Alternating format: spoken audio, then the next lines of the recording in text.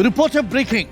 ആലപ്പുഴയിലെ ഗൺമാൻമാരുടെ മർദ്ദന കേസ് അട്ടിമറിച്ചതിൽ ADGP MR അജിത് കുമാറിനെ പ്രതി ചേർത്തേക്കും എന്ന വിവരം വരുന്നു. Fast on reporter.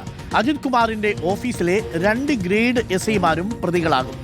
കേസ് അന്വേഷിച്ച DYSPയെ മാപ്പുസാക്ഷിയാക്കാനും ആലോചനയുണ്ട്. അജിത് കുമാറിനെതിരെ കൂടുതൽ തെളിവ് ശേഖരിക്കാനാണ് SITയുടെ നീക്കം. അതിനുശേഷമായിരിക്കും റിപ്പോർട്ട് നൽകുക. SIയെ അധിക്ഷേപിച്ചതടക്കം റിപ്പോർട്ടിൽ ഉണ്ടാകും. കേസെടുക്കുന്നതിൽ അന്തിമ തീരുമാനം ആഭ്യന്തര വകുപ്പ് എടുക്കും. അതിനിടെ ഗൺമാൻമാരുടെ മർദ്ദനത്തിൽ നടന്നത് ചട്ടലംഘനവും സുരക്ഷാ വീഴ്ചയുമാണെന്ന കണ്ടെത്തലിലാണ് പ്രത്യേക അന്വേഷണ സംഘം.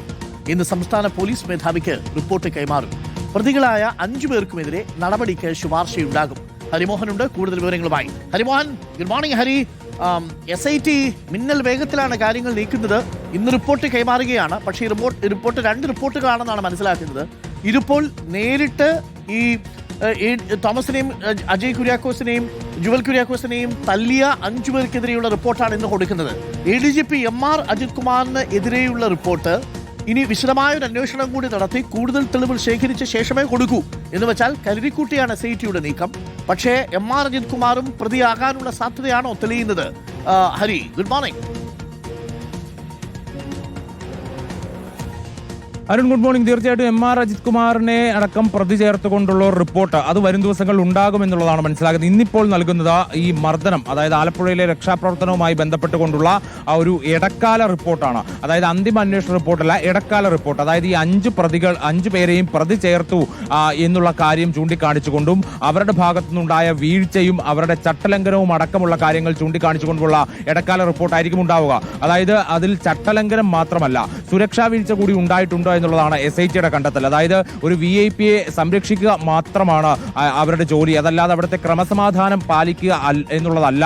അത് ലോക്കൽ പോലീസിന്റെ ജോലിയാണ്. പക്ഷേ അവിടെ മുഖ്യമന്ത്രിയുടെ വാഹനവ്യൂഹം, മുഖ്യമന്ത്രി കടന്നുപോയി, അതിനുശേഷം പുറകെ ഉണ്ടായിരുന്ന ആംബുലൻസും ഫയർഫോഴ്സിന്റെ വാഹനവും അടക്കം അവിടെ ഒരു ബ്ലോക്കിലേക്ക് പെടുന്ന സാഹചര്യം ഉണ്ടാക്കിയത് ഈ ഗൺമാനും സുരക്ഷാ ഉദ്യോഗസ്ഥരും ചേർന്നാണ് എന്നുള്ളത് കൊണ്ട് തന്നെ അതൊരു സുരക്ഷാ വീഴ്ചയായി കണ്ടുകൊണ്ട് കൂടുതൽ ഗുരുതരമായിട്ടുള്ള കണ്ടെത്തലുകളോടുകൂടി തന്നെയാണ് ആ റിപ്പോർട്ട് ഇന്നിപ്പോൾ സംസ്ഥാന പോലീസ് മേധാവി കൈമാറുക.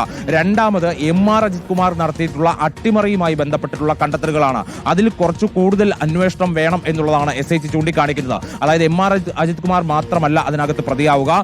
അജിത് കുമാറിനോടൊപ്പം തന്നെ അജിത് കുമാറിന്റെ ഓഫീസിൽ ഉണ്ടായിരുന്ന 2 ഗ്രേഡ് SIമാർ കൂടി പ്രതികളാകും എന്നുള്ളതാണ് ഇപ്പോൾ നിലവിൽ SIT നടത്തിയിരിക്കുന്ന കണ്ടെത്തൽ വെച്ച് മനസ്സിലാകുന്നത്. അതായത് ആ 2 ഗ്രേഡ് SIമാരാണ് ഈ കേസ് ഡയറിയും ഒപ്പം അന്തിമ അന്വേഷണ റിപ്പോർട്ടും അജിത് കുമാറിന്റെ നിർദ്ദേശാനുസരണം തിരുത്താൻ വേണ്ടിയുള്ള ഒരു നീക്കം നടത്തിയത്. അതായത് ആലപ്പുഴയിൽ നിന്ന് അന്വേഷണ ഉദ്യോഗസ്ഥരെ വിളിച്ചു വരുത്തി 3 ദിവസം തിരുവനന്തപുരത്ത് താമസിപ്പിച്ചെങ്കിൽ പോലും ഈ കേസ് ഡയറിയും അന്തിമ അന്വേഷണ റിപ്പോർട്ടും പൂർണ്ണമായി തിരുത്തിയത് അജിത് കുമാറിന്റെ നിർദ്ദേശപ്രകാരം ഈ 2 ഗ്രേഡ് SIമാരാണ്. മാത്രമല്ല ഇവിടെ നിന്ന് ആലപ്പുഴയിൽ നിന്ന് പോയ സംഘത്തിലെ ഉദ്യോഗസ്ഥരെ അജിത് കുമാറിന്റെ ഓഫീസിൽ വെച്ച് അധിക്ഷേപിക്കുക കൂടി ഉണ്ടായി എന്നുള്ളതാണ് അവർ നൽകിയിട്ടുള്ള മൊഴിയിൽ നിന്ന് മനസ്സിലാക്കാൻ കഴിയുന്ന ഒരു കാര്യം. മാത്രമല്ല ആ സംഘത്തിൽ ഉണ്ടായിരുന്ന ഒരു ഉദ്യോഗസ്ഥൻ തല കറങ്ങി വീഴുകയും ചെയ്തു. അപ്പോൾ അതിന്റെ മെഡിക്കൽ രേഖകൾ അടക്കം ശേഖരിച്ചുകൊണ്ട് കൂടുതൽ ശക്തമായ തെളിവുകൾ അജിത് കുമാറിന്റെ ഓഫീസിലുള്ള ഉദ്യോഗസ്ഥർക്കുമെതിരെ ഉണ്ടാക്കുക എന്നുള്ളതാണ് ഇപ്പോൾ SIT ഉദ്ദേശിക്കുന്നത്. അതിന്റെ റിപ്പോർട്ട് ഒരാഴ്ചക്കുള്ളിൽ തന്നെ DGPക്ക് കൈമാറും. അതിൽ അന്തിമ തീരുമാനമെടുക്കേണ്ടത് ആഭ്യന്തര വകുപ്പും ആഭ്യന്തര മന്ത്രിയുമായിരിക്കും. Arun, okay, thank you. ഹരിയാണ് വിവരങ്ങൾ നൽകിയത്. അപ്പോൾ അജിത് കുമാറിനെതിരെ കരുതിക്കുട്ടിയാണ് നീക്കം.